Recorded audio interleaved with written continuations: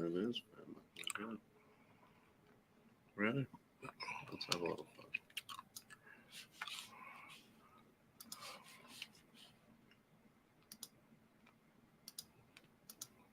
Two ball guys with Rancher Run. Two ball guys with Rancher Run. Two ball guys with Rancher Run. A long winded Monday morning, time to rise and shine.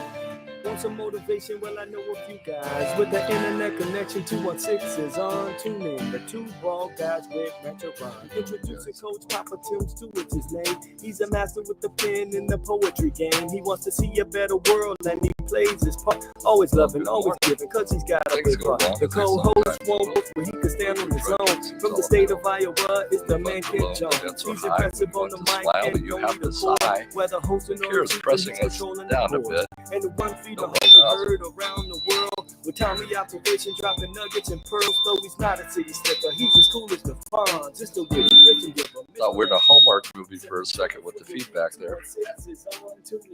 Two Ball Guys, Rancher Run. Well, this is a standard Two Ball Guys stuff. Our very first show in Harvard, we had the best 10 minutes we ever did, and we weren't live on air. Good morning, and welcome to Two Ball Guys and a Microphone. Good morning, Ken. How was your weekend? Awesome weekend. Good. You can keep talking. As we pump that up. I had planned on getting out on the trails a lot this weekend. It was Pedalpalooza. Yeah.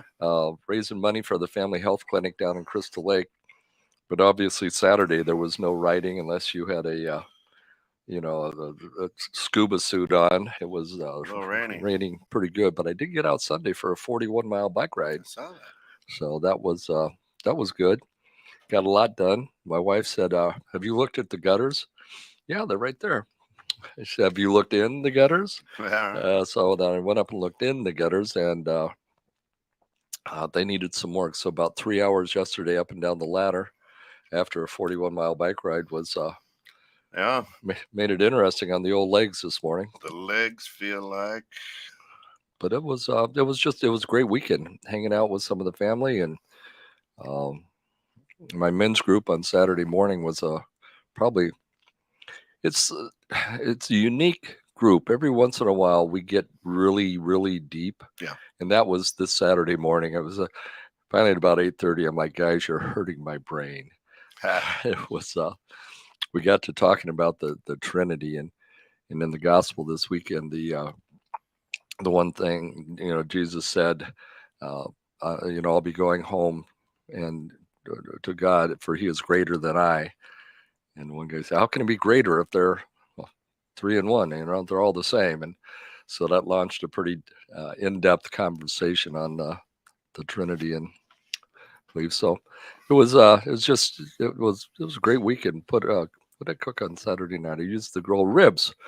Found some ribs on sale at Jewel, and had ribs on Saturday night on the grill, and then pork chops on Sunday night. Now, do you boil them or? No, these were pre-cooked Jewel ribs for next to nothing. Next to nothing. Nice. Were they as good as the ones I do boil when I cook them myself? So they weren't quite as tender as mine, but the barbecue sauce they had on was really good. It was a hickory. So it was a good weekend. That is good. Food, family, friends.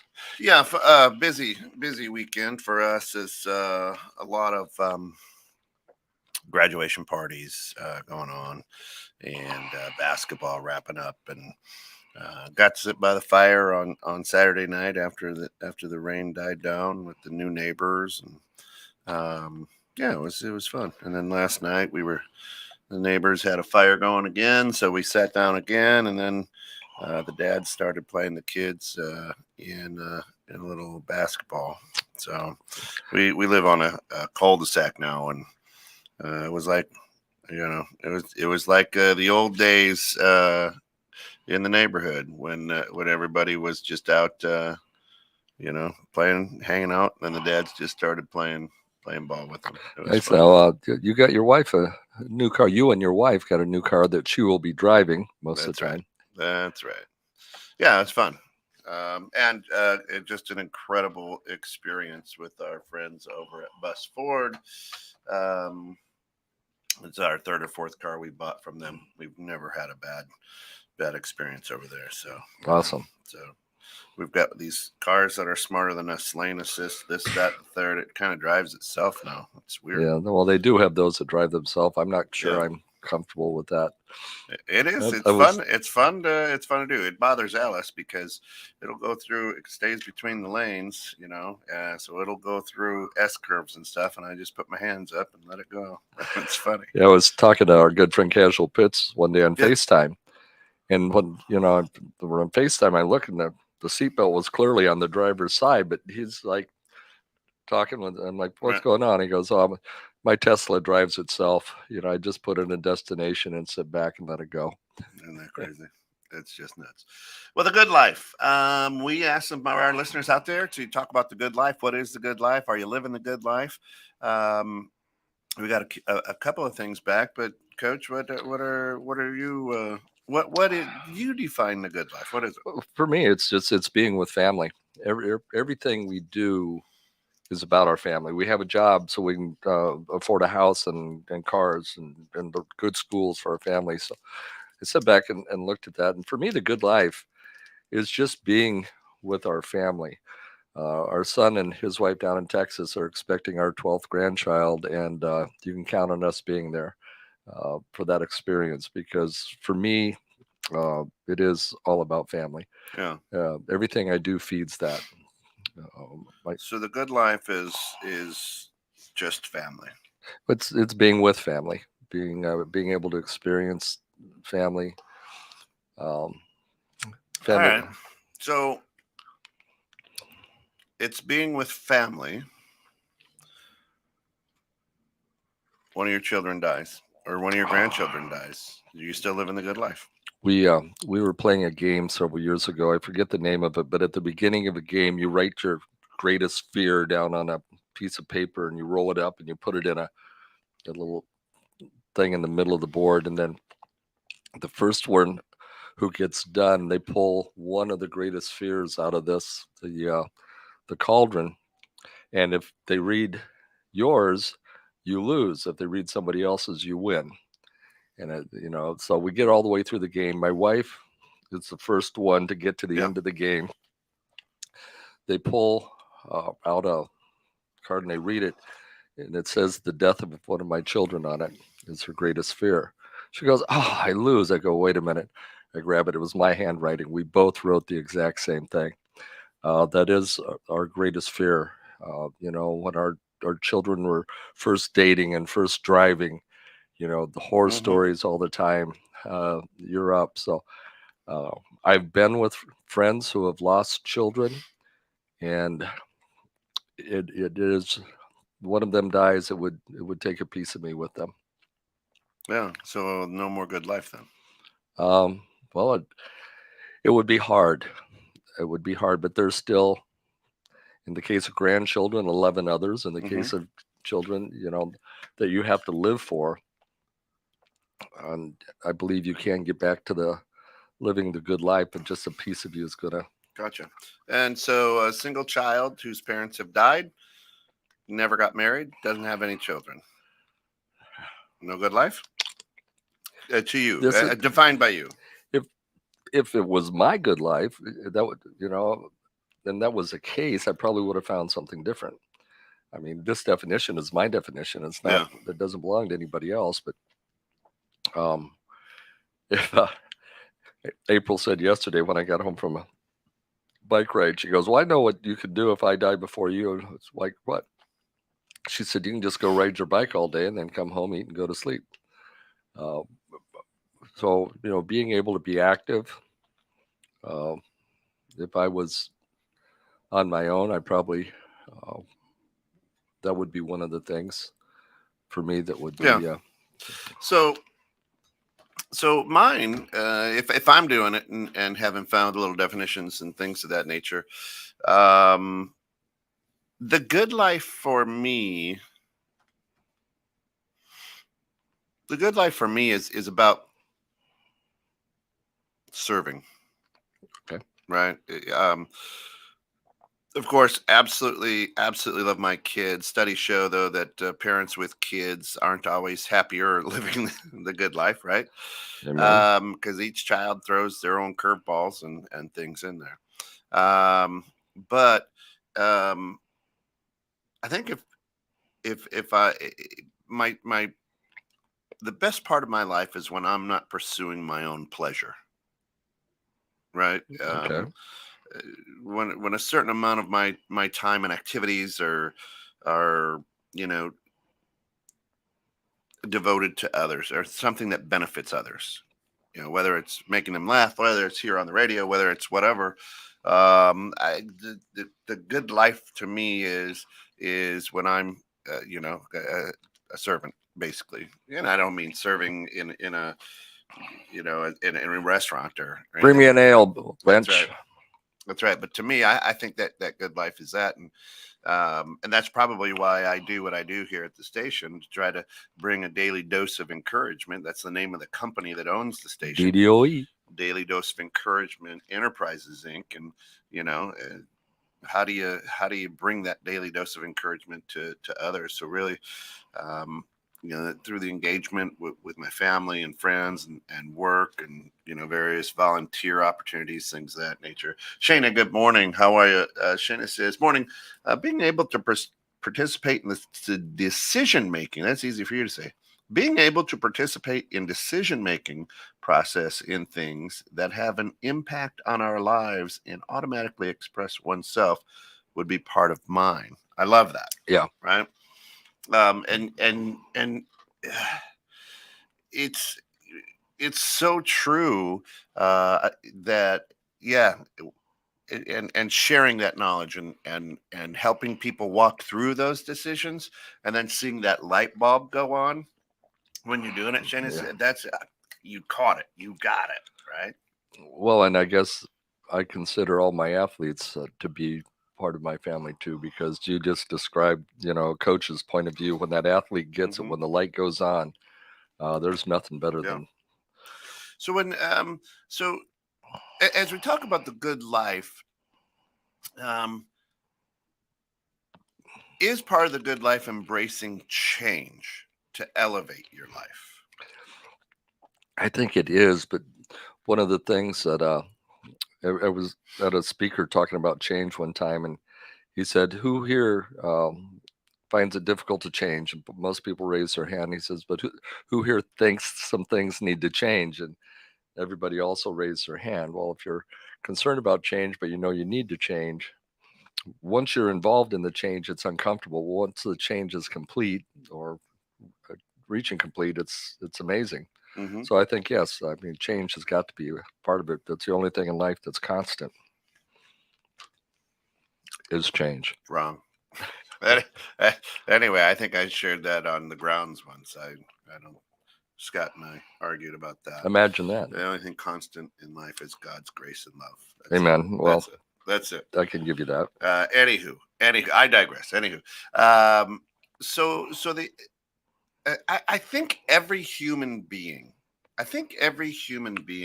aspires to live a good life. Yep.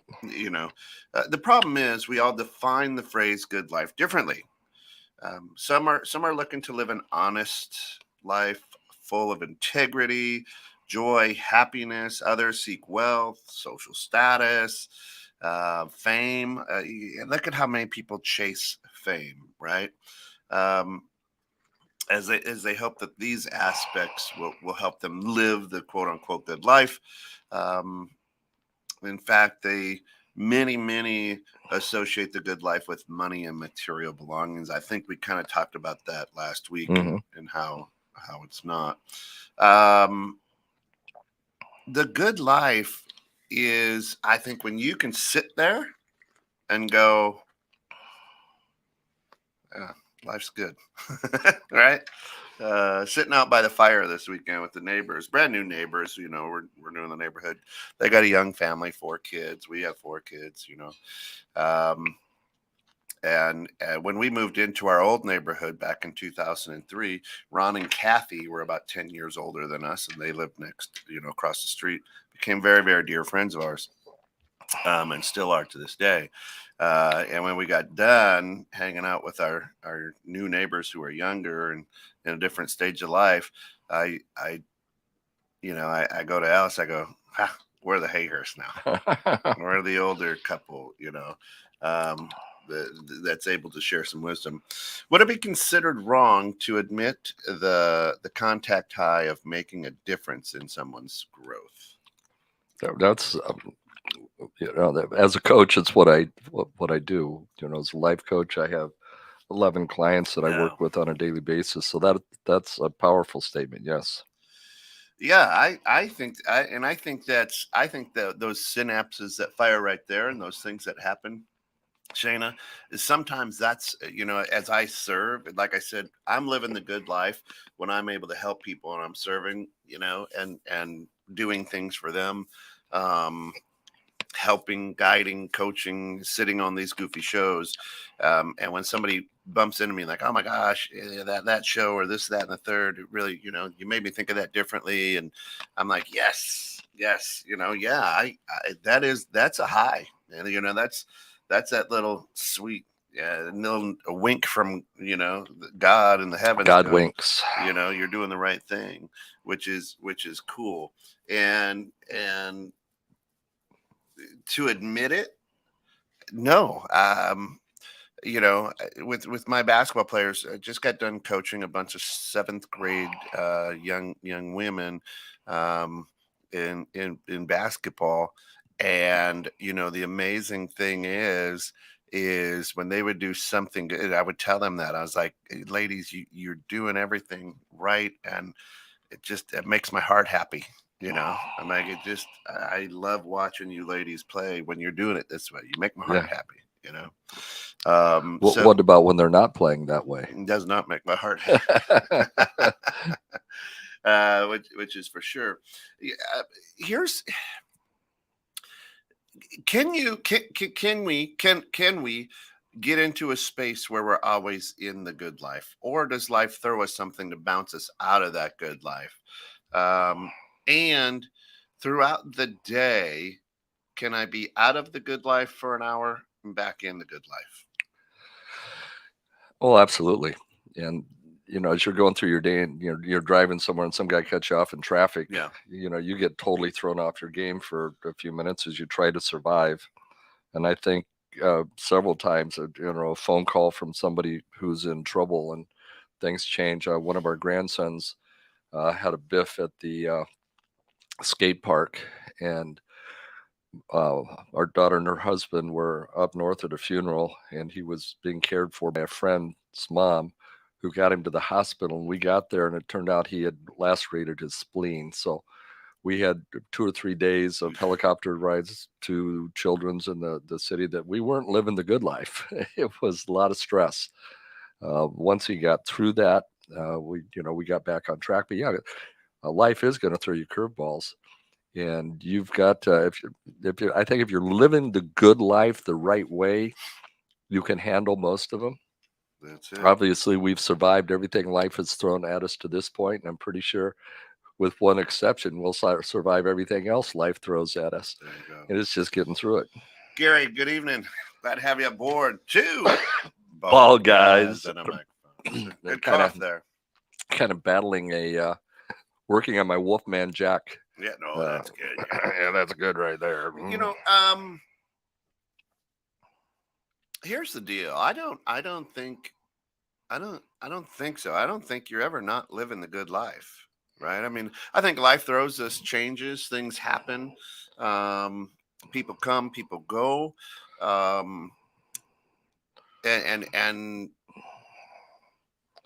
I think all this anxiety, all these issues are created by thinking that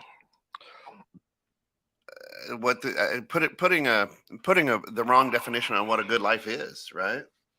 Truly, right?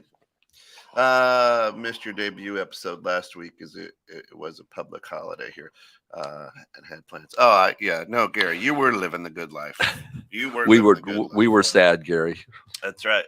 Actually, after our show, we broke down and go, who forgot to invite Gary?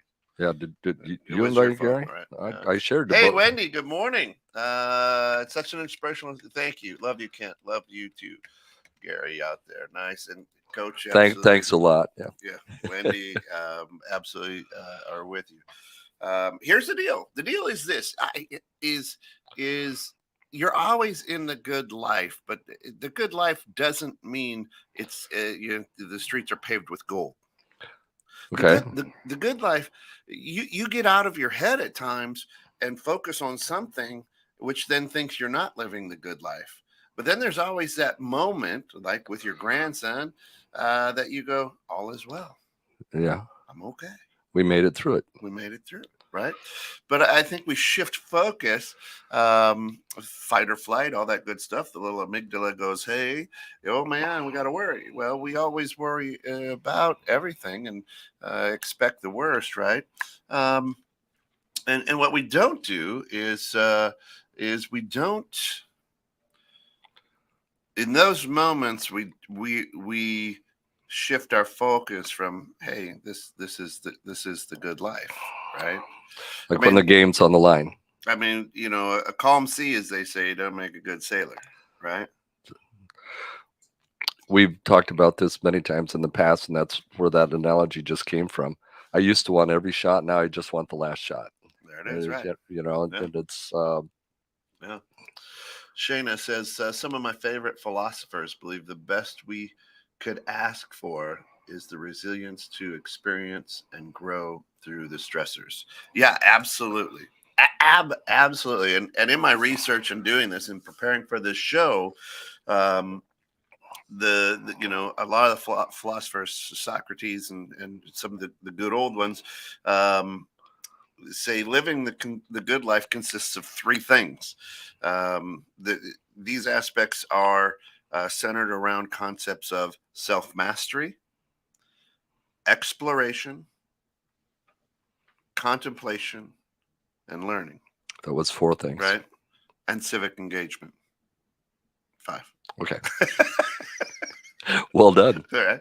Uh, so, um, so the idea is, again, self mastery, exploration, contemplation, education, or learning, right? Right. The shuns may be in there, right? And civic engagement. Civic engagement. Now, civic engagement for all you out there is not commenting on some idiot's post, right? Civic engagement is serving, is volunteering, helping, do something. Get out in the public. They're not necessarily running a business, not necessarily working in a soup kitchen. It might just be keeping your yard clean so your neighbors don't get upset. Right. I mean, there's a lot of things out there on that. The issue is, I think, as we're living the good life, if we take a look at that self-mastery and embracing change to elevate your life, is we don't know how to work on and or enhance self-mastery. We've had a lot of great guests on Two Ball Guys and a Microphone over the years, and some of them have given us some really, really good lessons. Just to name a few: Chuck Inman and Chemical Brain Freeze. We had Jerry Paulson on, and talking about the veterans and the work he's doing to take care of veterans as we're coming up on Memorial Day here in not even a week from today. We will be. And we'll be doing some patriotic stuff for our friends Memorial Day. But that constant approach to self-mastery, I think the best thing that happened, at least in my world, is when we first launched Two Ball Guys and a Microphone, because it's given me the opportunity to meet people I never would have met. Yeah. It's given me the opportunity to find out ways to improve myself that I never would have thought of. And when we apply those things, find out it works. Yeah. Like we got up there. Shana says, yeah, all those things mentioned are required to really know one's self. And here's the interesting thing. My daughter, my oldest daughter, Ashley, she's a clinical psychologist. Yes. She had to be, being your daughter. Yeah. And we have raised our kids to not rely on anybody else, right? Especially my daughters. You're going to be strong young women. Don't rely on men. Most men are, and I've told them this since they were kids. All men are jerks, and you just got to find one you can put up with, and just know that you'll never change them, right? And so she asks me yesterday. She says, "Hey, Dad, why did you do that?" And I go, "Why did I do what?" She goes, why did you instill in us that we are winners and to be the best? I said, because that's what life is about. Enjoying the trip, enjoying the fruits of your hard work. And she goes on to explain to me that in her working environment, because she's that Michael Jordan, because she's really found her love and chased her dream, is what she's wanted to do since a little kid. She's excelling. Mm-hmm. And she's learning the corporate world, right? Where you're going to excel and we're not going to give you a raise, but we're just going to pile the work on a little bit more. But when you work, as you are wanting that increase in money because of the increase in work, we will say, you got to hold on for another 3-6 months, whatever, right? As soon as the budget opens up, we'll make sure you're right there at the top of the list. And she says, why did you and Mom do that? It's very frustrating. I said, it's not frustrating. I said, in life, that's what happens, in life is, and I go, you have to remember, even though you're a clinical psychologist and a therapist, is that you don't know what everybody's road looks like. You don't know what they're going through. So she's saying, well, this one coworker doesn't do anything, will just say no. And I go, I'll do it, because she cares about her patients and she loves the place that she works at.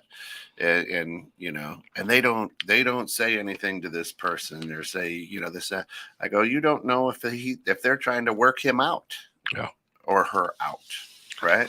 I go, you don't know what path they're on, and that's okay. You don't have to. Be who you are, do what you love, and do it well, right? Yeah, my son, as he graduated from college with his degrees, he's got a MBA with an emphasis in finance, and he got into a corporate gig. I'm like, good news, bad news. What's that? I said, you got a job. Bad news, you're in corporate America now. Yeah, you got a job. Every time he'd call and complain, I'd be like, welcome to corporate America. That's it. And one day he'll take all those life skills he's learned there, and he'll branch out on his own and do very well. But for the moment, he's comfortable. And Gary says that's the Peter principle. Do you know what the Peter principle is? To promote someone to one level above their ability. Is that it? Yeah. Okay, I'll go with that. Yeah. Peter Drucker, I believe. Sure. So to me, it's just it's riveting to find that when we pull into that anxiety, into that muck, into that mire, and I'm not a psychologist or anything of that nature. Nor do you play one on the radio. But a lot of people then, as they want the good life and they compare everybody and everything, that's when I think they turn to addiction.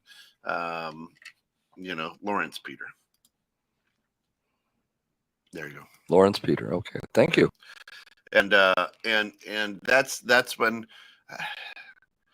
for whatever reason, their good life has perhaps a pot of gold at the end of the rainbow, and they can never get to that end of the rainbow.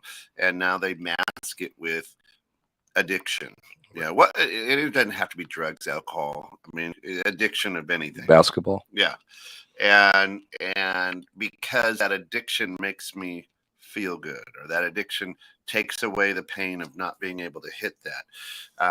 And I think we see that far too often. And now we see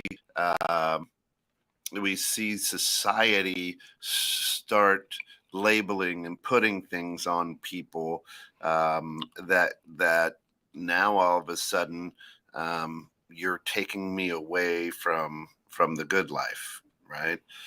We can all say with no uncertainty that that social media is designed to pull you out of your good life. At first, we thought, hey, let me share my good life with you. Here's my plate of green beans and a steak. You know what I mean? Here's me and the happy family. Let me share this. And unbeknownst to us, the algorithms were saying, here's stuff you're really going to hate because it's going to make you react and get into this. And now we're in a place in life across the globe or across the flat earth, whatever one you want to believe in, that, and I'm going to digress a little bit. If it's flat and you have California on the left-hand side and Japan on the right-hand side, if it's flat, how can I fly from Japan to California without having to go? You go underneath. Oh, okay. But you would still. Well, maybe it's a box. Maybe a box. It could be a box. We haven't a cube. We have not explored. And then the astronauts are outside of the box. Anyway, we'll just go this route. Then is it is designed in the algorithm to make us uncomfortable and pull us out of the good life, and now I take my focus off my good life to fight with you on your opinion or point of view, which growing up as a lot of our listening age truly was, we're going to talk. If I don't agree with you, we'll find something else to talk about. Right, but we can get through it. We agreed to disagree. Correct. But today, my gosh, some of the stuff you see. But my wife is kind of funny with that. I said, did you see Frank and Christina's post there down at Hot Springs, Arkansas last week? And she goes, no, I don't go on Facebook very often because I get drawn into it. It wasn't an hour later. She's like, do you believe what they just said about this person? Do you believe so? So you did get drawn down the rabbit hole, didn't you? And it's extremely easy to do. Yeah. And the unfortunate thing is, when we would talk and we had a difference of opinion, I might say to you, you know what, I can't respond real well because I don't know enough there. But what happens is I then go out and Google, which again plays to my algorithm of what I like and believe and whatnot, to give me the good life, right? And then I say, no, look, it's right here. And you Google the same thing, and it's your opinion. It's set to your algorithm. So the interesting thing is, we just continually go round and round instead of going, you know what? I can't comment on that real well because I don't know enough about it right now. So let's come back to that. But anyway, are you excited about the Bears or whatever, right? How about them Cubs? Right. Are they winning? No, my gosh, no. I have no idea. So I think that, what we don't do enough of is we just don't examine life, explore. Now, if you have kids, you've examined their life and said, here's the good life for you.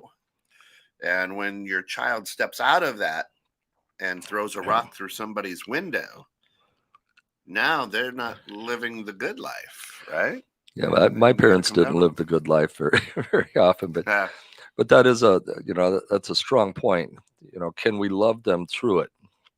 And that's when it gets down to it, that's our biggest role. We have a tendency as parents to fix their boo-boos. Oh, let me kiss your scraped knee and put a Band-Aid on it. You'll feel all better. Well, their scraped knees turned into, bigger issues and bigger issues. And as they grow up, we need to let them fall a little more often so that they can get up.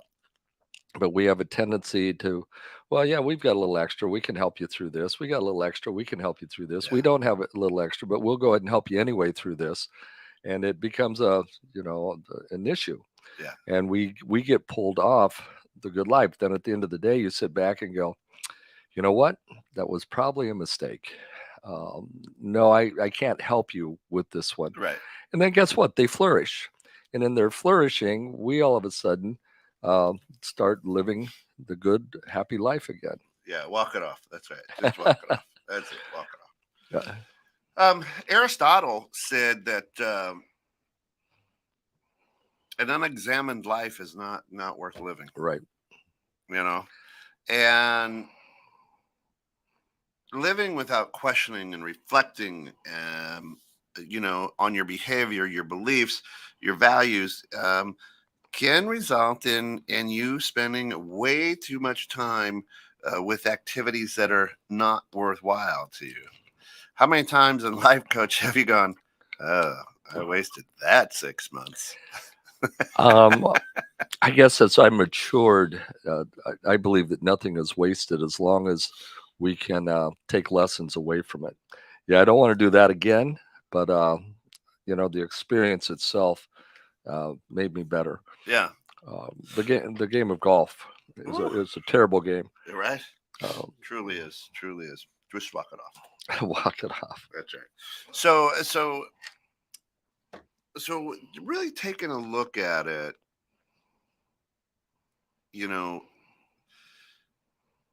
I am. It's interesting, right? A lot of you who follow us and listen to a lot of shows know that this year I've challenged myself to not have any alcohol. Right? I'm not an addict. I don't have a drinking problem. I would drink on occasion. Right? There's 1 week that I drink, and that's on man camp. Right? And that's where we go and so it'll be 20 years of just ruining brain cells. And so we're at a graduation party and people are like, hey, and somebody's got some nice bourbon and scotch, and it smells delicious to me. And they're like, hey, can I pour you a cup of finger? I'm like, no, I'm straight sober since for 4.5 months now, almost 5 months. And they're like, I didn't know you had a problem. And I go, really? I don't. I challenged myself to not drink, right? Which is the classic answer of every alcoholic. I don't have a problem. Right. And so the neighbors were out in their driveway, and they're like, "Hey, we got a Corona for you. Come on over." And so I went over, and they're like, "You want a beer?" I said, "No, I'm okay, thanks. I'm good." And then later on in the evening, they're like, "Hey, I said, "No." I said, "This year I've challenged myself to not drink." And they kind of look at me. On purpose? Yeah. Some people run marathons. Some people bike 40 miles in a weekend. Some people do Ironman, and it's a mental challenge, right? Right. And it's a mental challenge. And so I said, I'm going to challenge myself to not have a drink of alcohol all year, right? To see if I can do it. Well, I'm 4.5 months in. I haven't. It's not that hard, right? And it gets easier. But what I'm doing as well is I'm kind of saying, okay, what's working, right? What's working, and what do I notice? After on Easter Sunday, the Monday after Easter, I said I'm not going to do any more sugar. I'll do a brownie or a homemade something once in a while, but I'm, and trust me, my house we're junk food junkies, right? We are absolute Little Debbie's this, Doritos that. I mean, we're unhealthy eaters, but we love it. And so I said, I'm going to stop sugar. I'm not going to have any more processed stuff like that.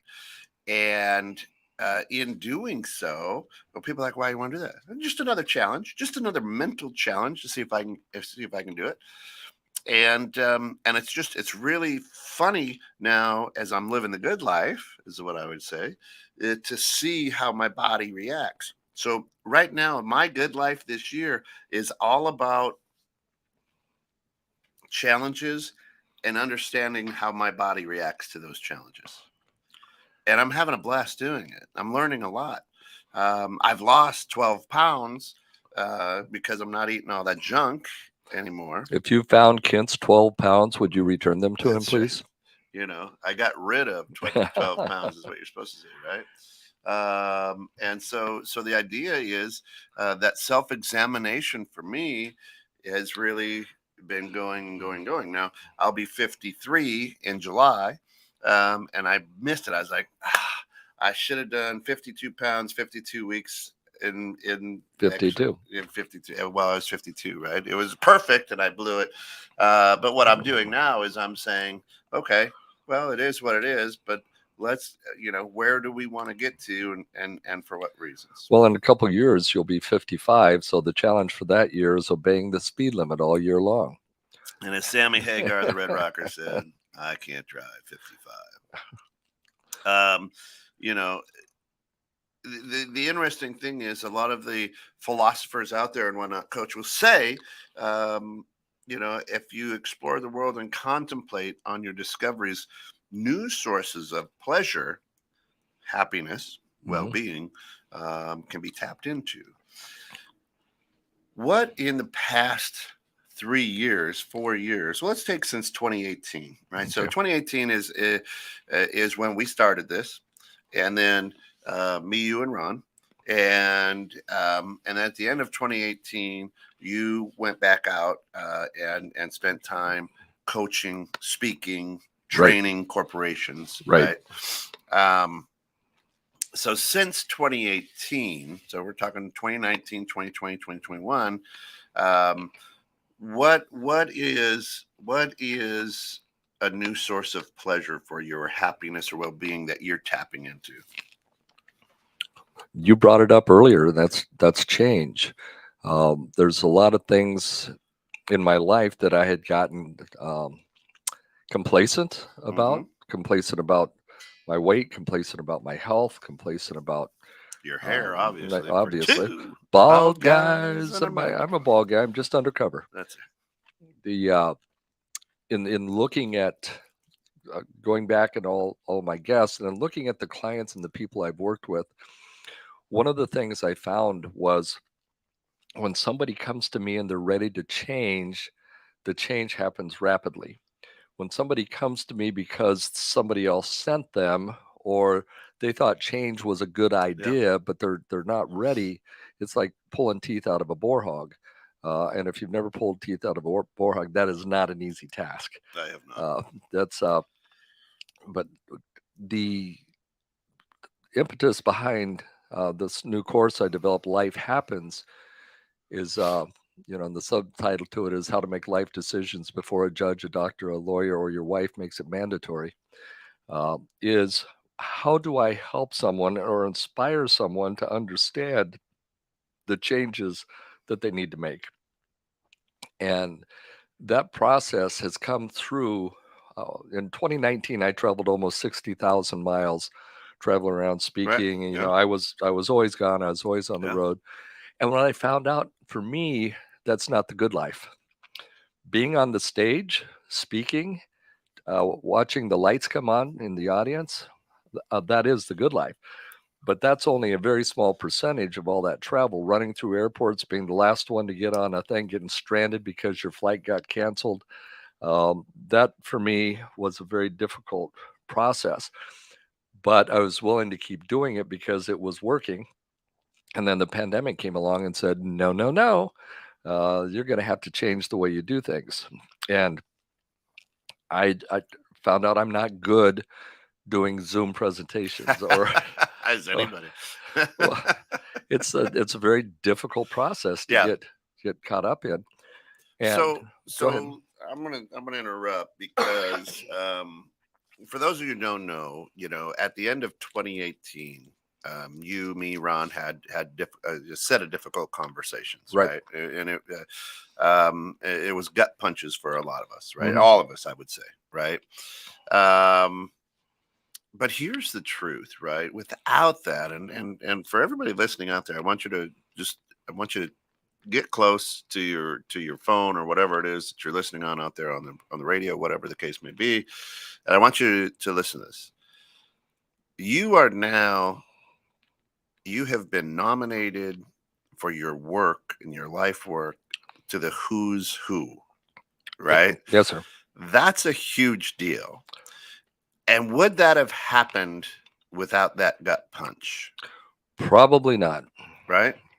And so and so I've watched over the last, three and a half years and marveled, and have just been giddy at times at what you're doing and how you've taken daily dose of encouragement and helped people do that. Um, and that honor, this is an honor that's been, I don't know, since the 1800s or whenever the Who's Who started. It was a long time ago. But very, very few people get nominated. It's not like you send in your box tops and become a Who's Who, right? Here I've collected 74 snap pop tops. Right. This is you were anonymously chosen, Right, nominated by this company who talks about who's who, and I think it's Who's Who in America. Marquee Who's Who. There's some others that are imitators, and I got a call from one the other day, and I thought it was because all I heard was Who's Who, and I'm like, well, you already have all my information. Right. And they're like, well, no, we don't. Well, wait a minute. Yeah. Oh, for only $1,750. Right. No, thank you. We can get you in a publication. Marquees, there's no cost Yeah. to us. It was an hour and a half interview that I had to go through after the nomination, and it was really a blessing. And I think the thing that really capped the approval was the way I charge my clients. And basically, I don't charge my clients until they make money from my coaching. Right. And if I'm coaching someone through grief, they're never going to make money on my coaching. Right. So there's not a charge. And we go back to what you said earlier on service. Really, that is living the good life when I can serve others and help them, through the grieving process, through the job hunt process, whatever it is that they need. A lot of times they come to me with one need, and through our self-discovery, we find out that was just a symptom. That wasn't the core issue. Yeah. Because you can't make true life changes until you find that core issue. So the interesting thing is, living the good life, embracing change to elevate your life, to understand, to take note of those things around you.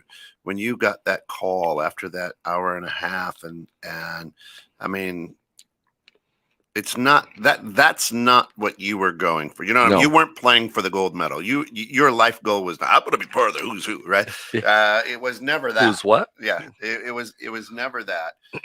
But then when that happens, you take that moment to reflect, look back, and go, I guess so. Wow. I have had a life of service. I had, Right. Holy smokes. I didn't know. Right. It's just you're in it.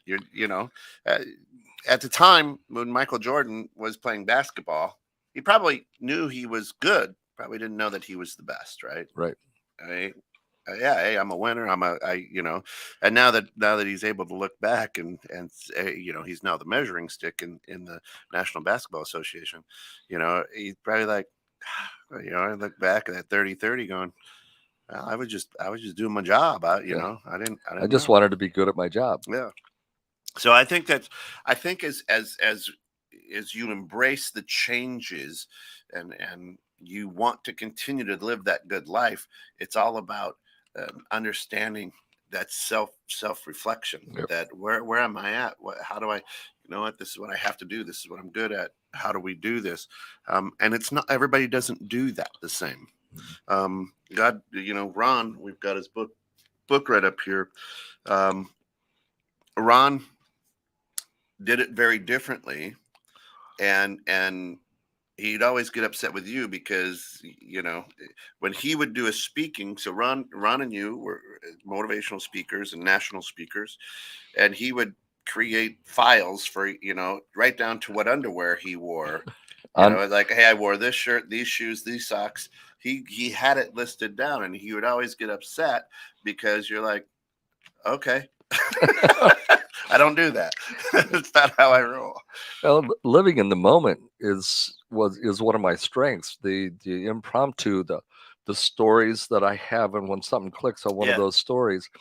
And Ron would literally spend probably 4 to 5 hours every week for a 2-minute, East Texas wisdom with Rancher Ron. Yeah. And they're great stories without question. But but That's who he they was. were always so well thought out, and I Yeah. would be just like, oh, and boom, and I'd go into Yeah. one of my things, and I don't know if he was concerned about that, but in in that difficult conversation we had in that one day, he said, I really need you to spend more time planning, Yeah. and that's not me. Now, at one point in my life, it was when I was a company commander, when I was a plant Yeah. manager, when I lived that life. It was very important to do that, but it was a struggle for me. Right. I went back to one of my old Franklin planners. I came across it the other day, and I looked at the sheet, and with the Franklin planner, you wrote all your to-dos down. If you didn't get them done, you wrote them on the next page. And Right. I'd flip through page after page, and it's the Still the same same thing thing. on every one. And it's like Uh, living life to the full, living life for me. so true, Gary. It's being able to react. What does he say? He says Ron was in a class of his own with his Oh. East Texas. He was an incredible mentor, friend, business partner. The guy was, and I'm not trying to drag him down, as he's living the good life now up in heaven. But the interesting thing is I think our good life gets derailed because someone else's good life isn't aligned with our good life, and we allow that to be a stick in the spokes, right, on the bicycle ride of life, right? And I think we as a species are too concerned about what Gary thinks my life is like here in America. If only those guys in Singapore would. Right. What somebody, what pronoun they call themselves. Again, what it does, if it's not affecting my life, why am I going to let that bother me? You want to pretend that you're a unicorn? You pretend you're a unicorn. You go for it. Have a good time, right? And until you start pooping rainbows, I probably won't think you're a unicorn. Okay. Okay. Did you see what just came out of his butt? Yeah. Right. The bottom line is, my good life is enjoying other people living their good life. Amen. And here's this crazy little station. Ron absolutely enjoyed it. He absolutely enjoyed it. And then Uncle Pete came in, and everybody asked, what's your business goal for DDOE? And I would always say, to make enough money so that Pete can do this full time. Yeah. Because this was his good life. This was his spot of zen, as I would say. And he was golden on the mic, and he got up and he put so much energy and love and everything into this, that if I could, that's what I wanted to do, because this was his happy spot. This was his good life. I've done shows on my own. There's a period of time where I'd go out to Trinell early in the morning, and I would launch a show. Being by yourself on a radio show, to me, is a very difficult thing to do.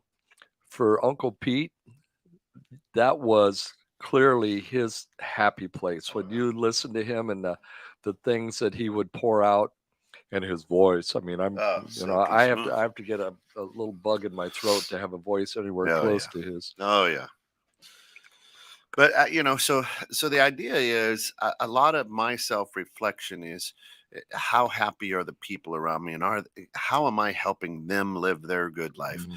Mm-hmm. And to the point where it was very destructive for me. And I know we're running out of time, but you own the station. We can go as long as we want. I spent so much time wanting other people to be happy and striving for other people to be happy, that I was tearing myself down, letting myself go, not finding enough time to contemplate my own life.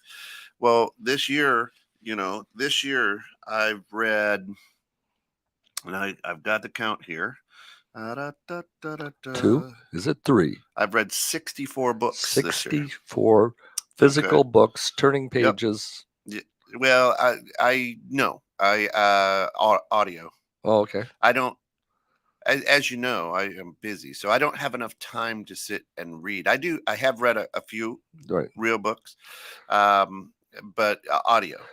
So right now I'm right now I'm reading Brian Tracy's No Excuses: The Power of Self-Discipline. One of my favorite right of all time, because I was the king of excuses. And so I'm sitting here and going, and my self-reflection was, I have never put a lot of effort into my own mastery, understanding myself, Right. and helping me build and grow.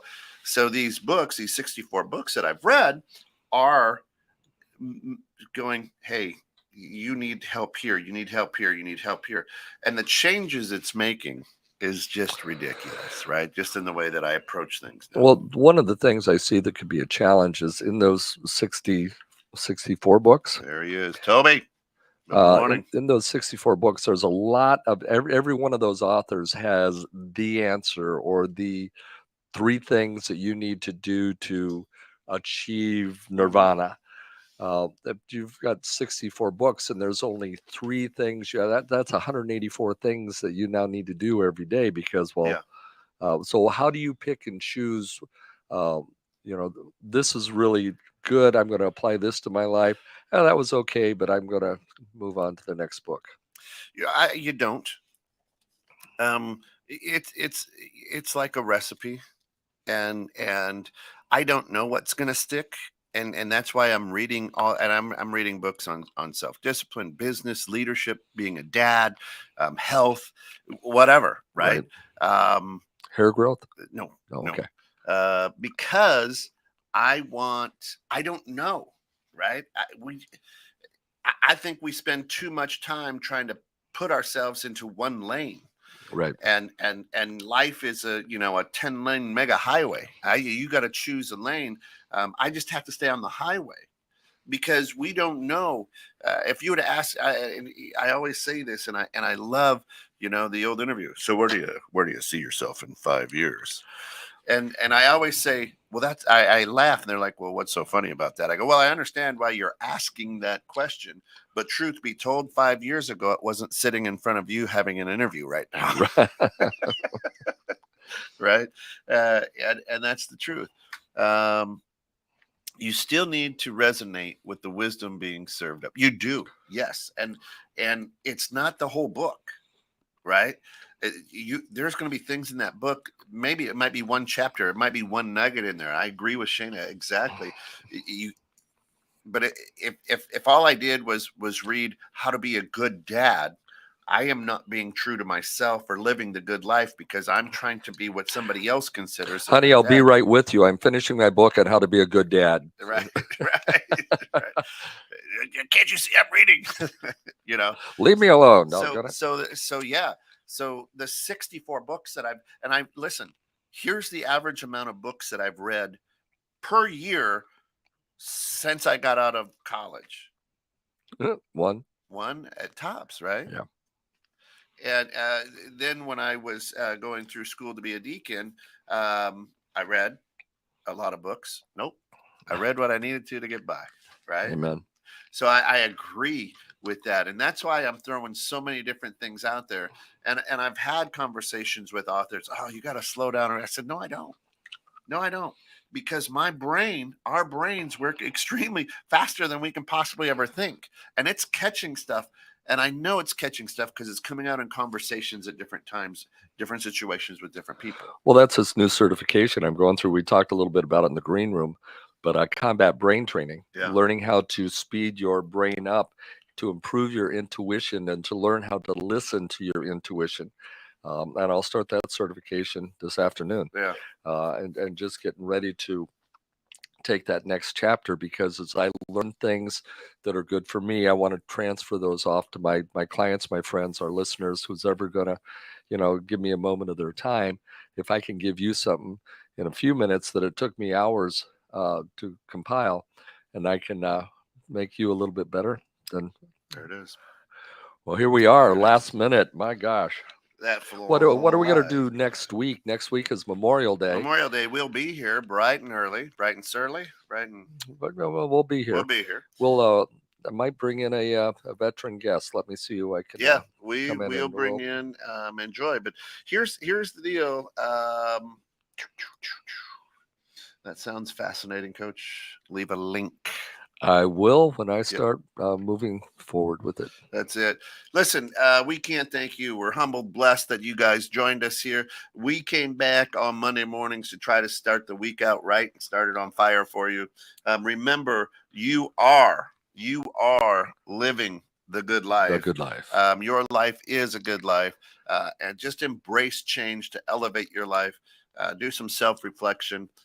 Come back tomorrow. I think we're clear the rest of this day, but come back tomorrow. We've got Anything Goes with Bremer and Jones. We'll have Scott Dane in a studio with us. He owns a drive-in theater, folks. Oh, yes. Which is fantastic. And then let me tell you something. Brother rolls in, and then innovative strategies on Wednesday. Questions you never thought you could ask in church on Wednesday as well. And then Friday is always a jam-packed day. It's going to be a fun holiday weekend. So everybody, for all of us here at 21.6 Net, we can't thank you enough for getting caught in the net. And remember that just be good, but more importantly, be good to each other. Now it's time to get off the bench and get back in the game. We'll see you guys.